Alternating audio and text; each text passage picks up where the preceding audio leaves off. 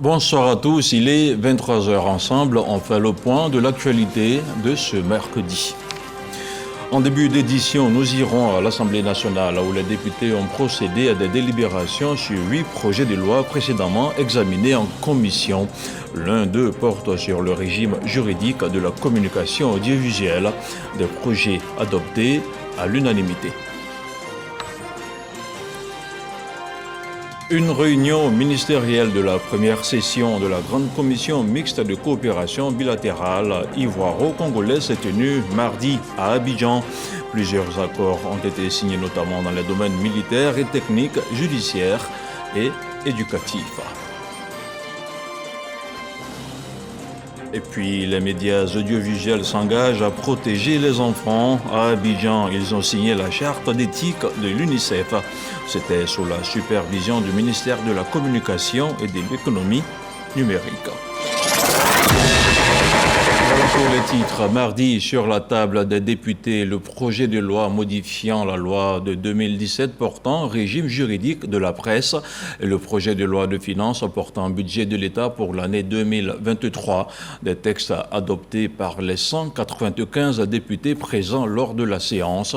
Une plénière présidée par le chef du Parlement, Adama Bictogo, qui en a profité pour exhorter l'ensemble de l'hémicycle et des élus à prendre une part active au processus de révision de la liste électorale.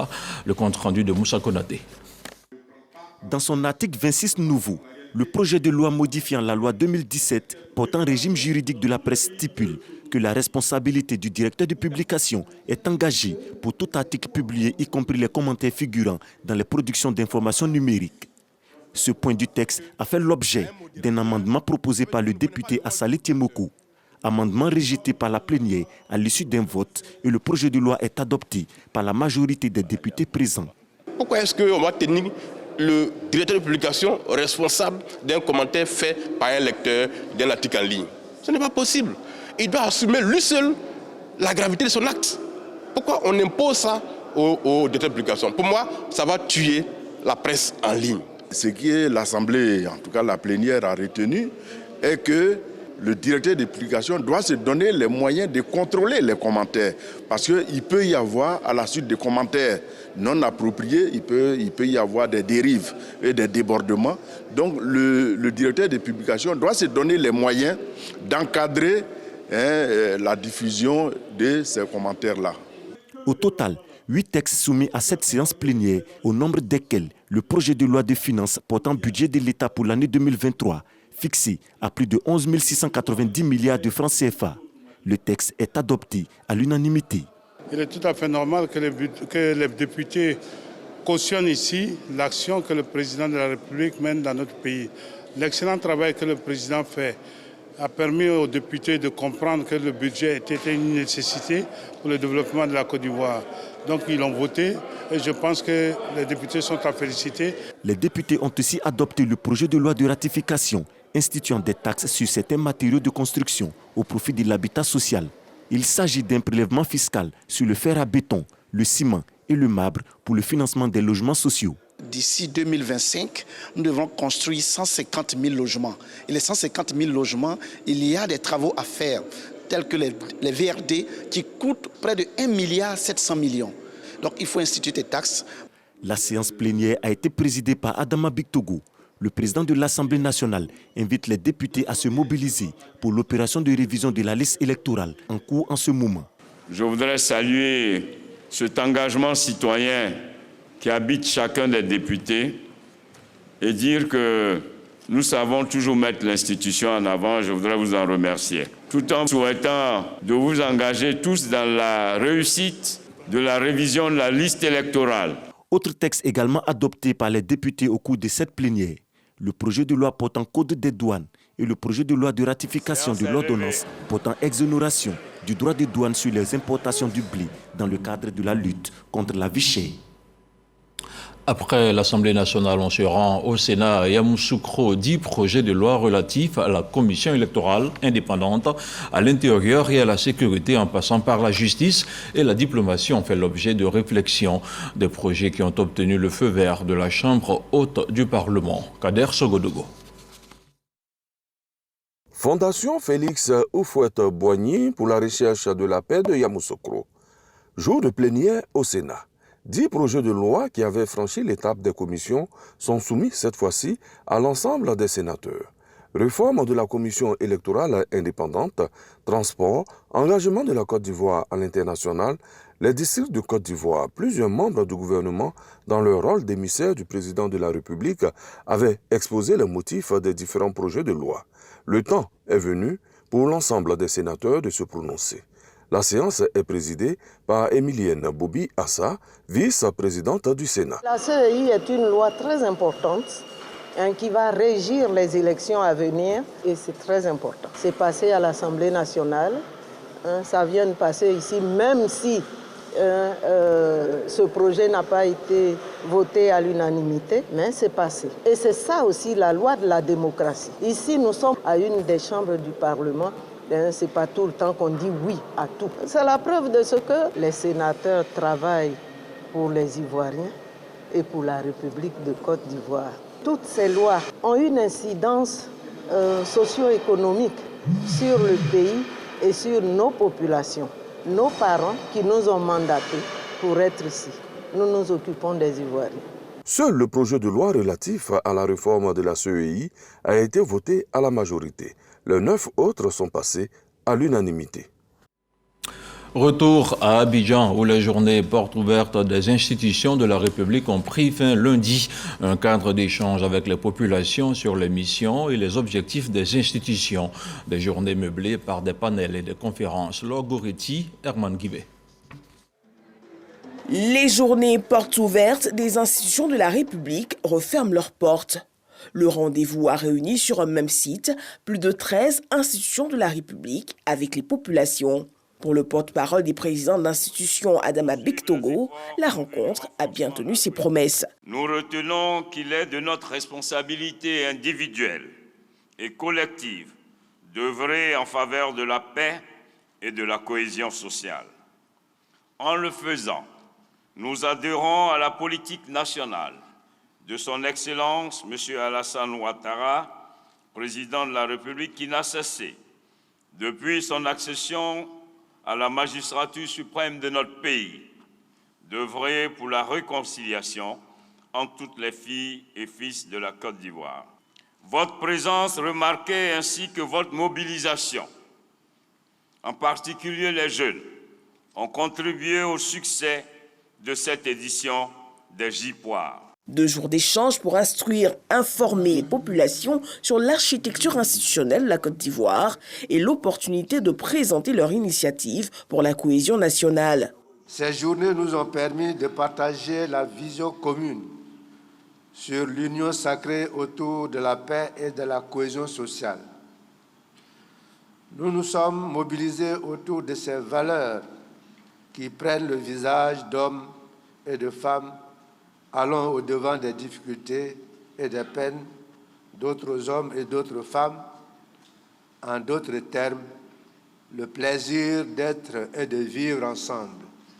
Je voudrais très sincèrement me réjouir des résultats satisfaisants auxquels vous êtes parvenus. La 2e édition de ces journées portes ouvertes a réuni près de 4000 participants. Vous venez d'écouter le commentaire d'Alexis Ouedraogo. Après la cérémonie de clôture, notre reporter Laure Goretti a recueilli quelques réactions de participants que je vous propose d'écouter. Les portes sont ouvertes pour que nous puissions nous rapprocher un tant soit peu de nos institutions. Donc, c'est l'occasion rêvée pour pouvoir poser non seulement des questions sur ce que nous ne savons pas de nos institutions. J'ai pu retenir que nos différentes institutions, dans leur fonctionnement et dans leur mission, œuvrent chacun à leur niveau pour la promotion de la paix. Je ne maîtrisais pas les missions du médiateur de la République. Et donc j'ai pu m'approcher de leur stand, leur poser des questions sur quelles sont leurs missions, quels sont leurs objectifs. Et ils m'ont expliqué. Ça m'a apporté beaucoup parce qu'il y avait un mystère autour des institutions de la République. Et grâce à cette porte ouverte, j'ai réussi à connaître un peu on peut dire des tutos pour apprendre, pour mieux apprendre. Je voulais plus connaître le Conseil constitutionnel Et en tout cas, j'étais satisfaite. Et aussi, il y a l'ASCAD que je ne connaissais même pas, la Chambre des rois que je ne connaissais pas, et j'ai pu maîtriser, j'ai pu comprendre. On connaît l'institution seulement de nom. Voilà. Il a dit que, comment dirais-je, une image vaut 1000 mots. On s'est rajouté plus de dispositions. Nous avons échangé avec les différents présidents de l'institution. Nous avons su leur rôle, l'importance, la contribution qu'ils apportent dans la cohésion sociale et aussi nous avons connu les mécanismes. Ces journées portes ouvertes ont été très enrichissantes pour moi dans la mesure où elles m'ont permis de connaître les institutions pour de vrai, les institutions de la République. Parce que bien vrai qu'on les a étudiées à l'école, à la fac de droit, mais pour de vrai, j'ai pu les voir et j'ai pu aussi connaître les chefs de ces institutions. Je vous le disais à l'entame de cette édition, 15 accords de coopération viennent d'être signés entre la Côte d'Ivoire et la République du Congo. Les deux pays disposent désormais d'un cadre juridique et institutionnel dynamique pour de nouveaux échanges. Des accords qui reflètent l'aboutissement de 2 jours de travaux des experts des deux pays. Frédéric Koulaï, Godefroy Kambawa. Au terme de 2 jours de travaux, 15 accords de coopération ont été paraphés par Kandia Camara, ministre d'État, ministre des Affaires étrangères, de l'intégration africaine et de la diaspora, et son homologue Denis Christel Sassou Nguesso, ministre de la coopération internationale et du partenariat public-privé du Congo. Ces accords prennent en compte la sécurité, la santé, l'éducation, le transport ou encore la pêche. Pour les deux parties, il s'agit de diversifier et consolider le dynamisme des relations ivoiro-congolaises. Il nous appartient par la même occasion de fédérer nos énergies afin de favoriser les synergies nouvelles et innovantes dans le but non seulement de surmonter les éventuels écueils susceptibles d'entraver le développement de notre coopération, mais aussi et surtout de faire de la coopération un puissant contributeur au développement de nos nations. Au cours de nos travaux, nous avons pu apprécier notre volonté et notre commune détermination à hisser notre coopération à un niveau qui reflète davantage les énormes potentialités qu'offrent nos deux pays en termes d'échanges économiques, commerciaux et de partenariats stratégiques. La signature de 15 projets d'accord au cours de cette session en pose les jalons. D'autres projets sont en phase de négociation en vue d'élargir le champ de la coopération entre les deux pays. Mais un peu plus tôt dans la journée, Denis Christel Sassou Nguesso est reçu dans les locaux du Comité national de pilotage de partenariat public-privé. Il a été question de partager les expériences ivoiriennes et congolaises. De ce qui nous a été présenté, nous avons pu voir les similitudes, les divergences également. Et le partage d'expériences nous a permis de comprendre un peu ce que nous allons devoir faire au Congo pour arriver à un tel niveau d'exigence. Donc je sors pleinement satisfait de cet entretien. On est très heureux de pouvoir échanger avec nos pairs sur nos expériences communes, sur nos challenges, et également regarder ensemble les sujets d'intérêt commun. Normalement, c'est un vrai exemple de partenariat sud-sud. Monsieur le ministre met l'accent sur le partenariat sud-sud. Nous également, on pense qu'on a beaucoup de choses à apprendre mutuellement les uns des autres. Pour rappel, le CNPPP est un outil stratégique de développement. Il veille à la mise en œuvre de projets structurants en vue de l'amélioration des vies des populations ivoiriennes. Pour les visiteurs du jour, la Côte d'Ivoire est un modèle de réussite et de développement. Autre titre de cette édition, plusieurs chaînes de télévision ont signé ce mercredi la charte d'éthique du Fonds des Nations Unies pour l'enfance UNICEF. L'adoption de cette règle fondamentale s'est déroulée sous la supervision du ministère de la Communication et de l'Économie numérique. En somme, ces médias audiovisuels s'engagent à protéger les droits de l'enfant dans leurs différentes émissions. Les précisions de Jean-Marc Adjadji. C'est définitif, l'intérêt supérieur de l'enfant prévaudra sur toute autre considération dans les émissions radio-télévisées de Côte d'Ivoire. Une volonté qui s'est matérialisée par la signature d'une charte d'éthique par les patrons des 4 chaînes ivoiriennes de télé et de radiodiffusion. Initiée par le Fonds des Nations Unies pour l'enfance, UNICEF, cette convention interpelle les médias audiovisuels sur leur rôle, celle d'informer, divertir et surtout de sensibiliser sur les droits de l'enfant. Aujourd'hui, nous sommes là pour engager entre nous et les médias audiovisuels pour que la protection des droits de l'enfant soit aussi une partie de nos actions conjointes. Au vu des 13 résolutions contenues dans cette charte d'éthique, les médias audiovisuels sont investis d'une nouvelle mission. Et avec beaucoup de plaisir, beaucoup de joie que nous allons continuer ce que nous avons déjà commencé et bien sûr vulgariser cette charte.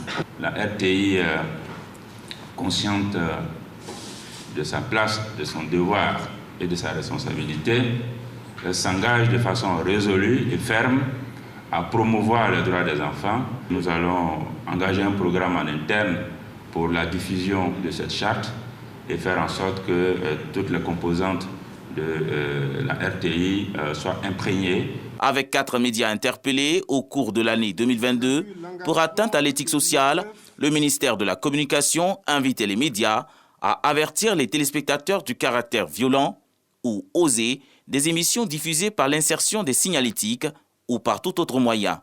Chers acteurs des médias audiovisuels, vos productions ne doivent en aucun cas, et j'insiste, porter atteinte à la dignité, à l'honneur, à la réputation de l'enfant.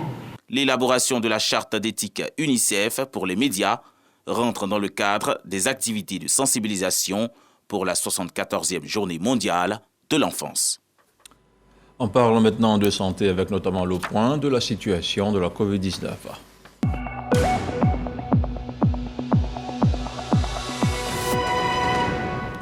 Le ministère de la Santé, de l'Hygiène publique et de la couverture maladie universelle a enregistré ce mercredi 23 novembre un nouveau cas de Covid-19 sur 350 échantillons prélevés, soit 0,3% de cas positifs, 3 guéris et 0 décès. À la date du 23 novembre, la Côte d'Ivoire compte donc 87 882 cas confirmés, dont 87 037 personnes guéries, 830 décès et 15 cas actifs.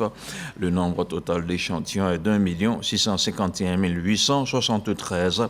Le 22 novembre, 11 340 doses de vaccins ont été administrées, soit un total de 21 781 098 doses du 1er mars 2021 au 22 novembre 2022. Le ministre de la Santé, de l'Hygiène publique et de la couverture maladie universelle invite toutes les personnes de plus de 12 ans à se faire vacciner. Il rappelle que la vaccination contre la Covid-19 est gratuite et volontaire. On parle maintenant de politique avec une délégation du PDCI RDA qui était ce mercredi au siège de la Commission électorale indépendante. Son secrétaire exécutif Maurice Kakou Gikaye a échangé avec Ibrahim Koulibaly Cuibière. Au cœur de la rencontre, la question de la révision de la liste électorale. Plus de détails avec Moussa Konaté. Une délégation du PDCI RDA conduite par Maurice Kakou Gikaye à la Commission électorale indépendante CEI. Motif de la rencontre, la question de l'opération de révision de la liste électorale. Nous avons cru bon de venir échanger avec le président de l'institution pour des clarifications et avoir beaucoup plus d'informations. Nous avons eu une très bonne séance de travail et nos préoccupations pas dit être prises en compte, mais nous avons eu les réponses aux questions que nous avons posées. En tout cas, la séance de travail s'est très très bien passée et nous sommes là sur l'instruction du président du parti. Donc nous allons donner la primeur des discussions que nous avons eues à notre président et plus tard, le coordonnateur général du comité de gestion des élections et du suivi des élections au PDCI-RDA va s'adresser à la presse. La commission électorale est régie aussi bien par la loi que par les accords politiques. Et vous savez que par principe, les partis politiques ont vocation à conquérir le pouvoir d'État par le biais de l'élection. Et ils sont donc intéressés principalement par les élections. C'est pour cette raison que de concert, ensemble et de concert, nous nous accordions sur tout ce qu'il y a comme mode opératoire pour aboutir à un processus ou un mode opératoire consensuel. C'est dans cet état de fait que nous avons sollicité et obtenu auprès du PDCI cette séance de travail qui, à leur initiative, s'est bien passée. Nous avons échangé et nous nous sommes accordés sur beaucoup de points. Des rencontres auront également lieu avec d'autres partis politiques les jours à venir. Politique toujours avec le rassemblement des oufouettistes pour la démocratie et la paix qui prépare les futures élections locales. Le directoire du parti s'est réuni pour aborder les différentes stratégies. Un reportage signé Eric Goré.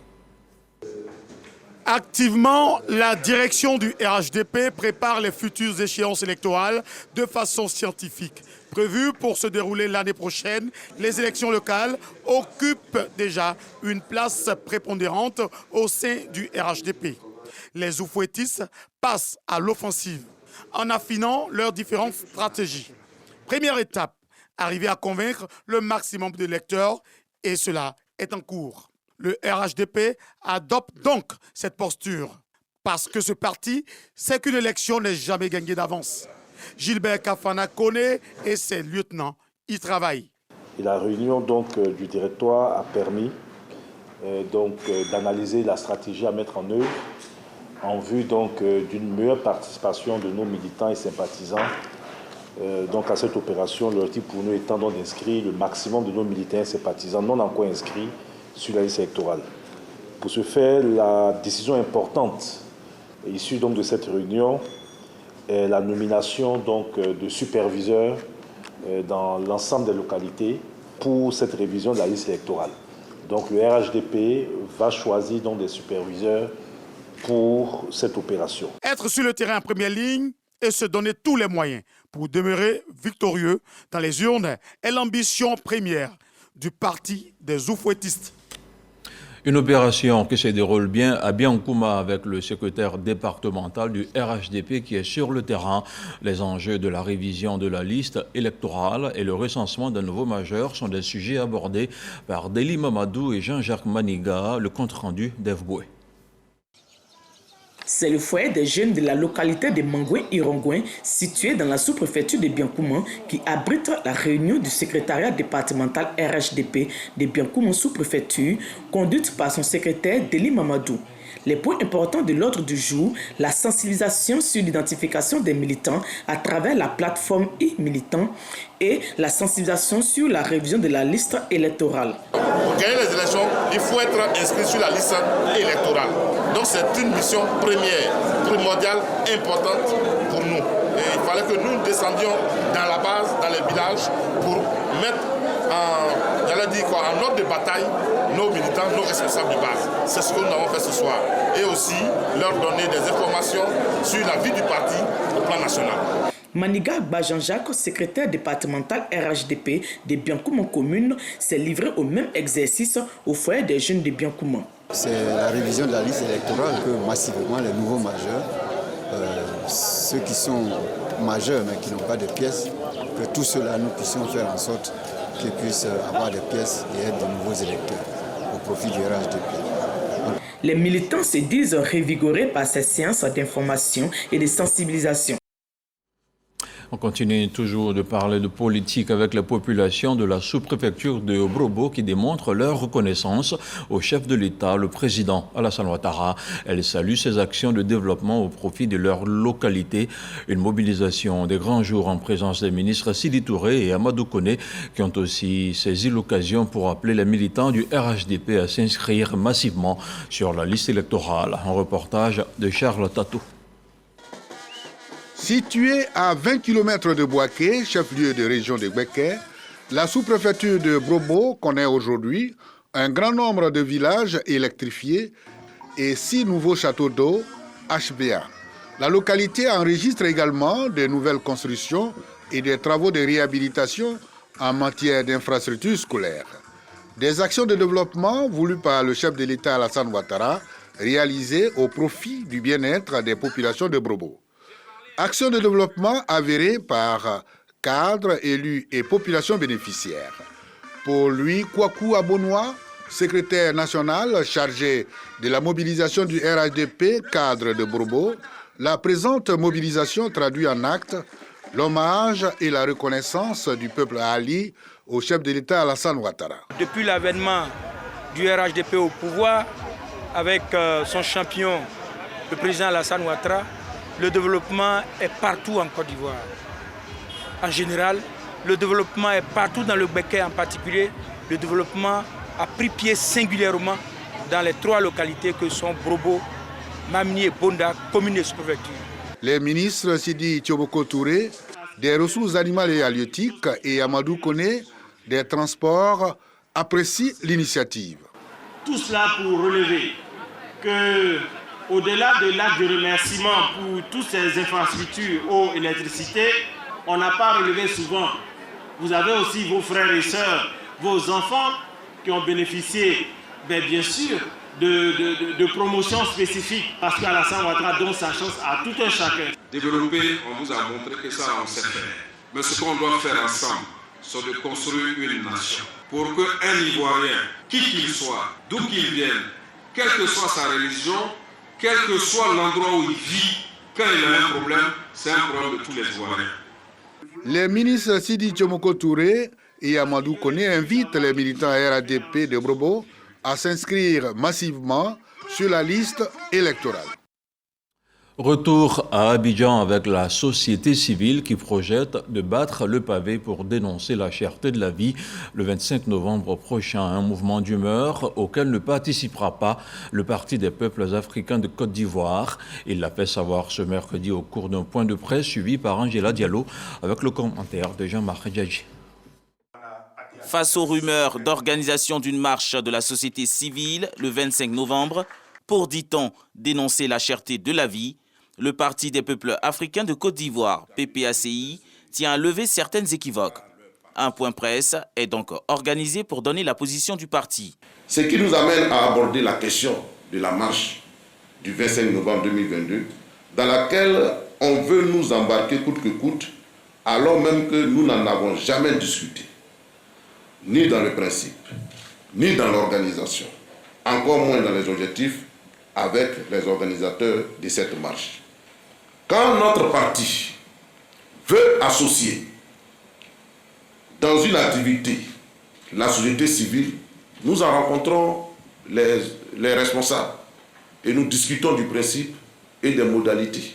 Concernant l'affaire de sanction du secrétaire général adjoint en charge de la société civile du parti, Damana Picasse apporte des précisions. Nous regrettons que ni les interpellations du secrétaire général aux camarades de Social Hotel, ni les interpellations du président exécutif, encore moins celles du conseil stratégique et politique, n'ont ému le camarade à l'effet d'infléchir sa position. La discipline étant la condition sine qua non de la réussite du combat, il fallait que le parti agisse dans ce sens. C'est ce qui justifie les mesures conservatrices actuelles prises par le président du parti à l'encontre du camarade. Créé le 17 octobre 2021 par l'ex-président Laurent Gbagbo, le PPACI est en pleine structuration par la mise en place de ses comités de base et de ses sections. Cette phase d'implantation du parti va prendre fin en décembre prochain. Et on s'intéresse maintenant à l'actualité hors des chenaux à l'issue d'un mini-sommet à Luanda sur la situation sécuritaire en République démocratique du Congo. Les participants ont proposé ce mercredi 23 novembre une feuille de route mise à jour pour parvenir à la désescalade recherchée par la médiation. Elle préconise la cessation des hostilités sous 48 heures. Le document appelle à la cessation de tout soutien politico-militaire au M23 et à tous les autres groupes armés locaux et étrangers de la région, ainsi qu'au désarmement et au cantonnement des rebelles en territoire congolais. Et puis, dans la guerre en Ukraine, un nouveau-né a été tué dans une frappe sur une maternité. Le président ukrainien Volodymyr Zelensky accuse Moscou de répandre la terreur à la suite de l'attaque d'un missile qui a visé un bâtiment de 2 étages. 2 autres personnes ont trouvé la mort. L'Organisation mondiale de la santé, OMS, a affirmé lundi dernier avoir enregistré plus de 700 attaques contre des établissements de santé ukrainiens depuis le début de l'invasion russe en février dernier. Et voilà, c'était pour vous l'essentiel de l'info qu'il ne fallait pas manquer ce mercredi sur RTI 1. Je vous dis bonsoir et à demain.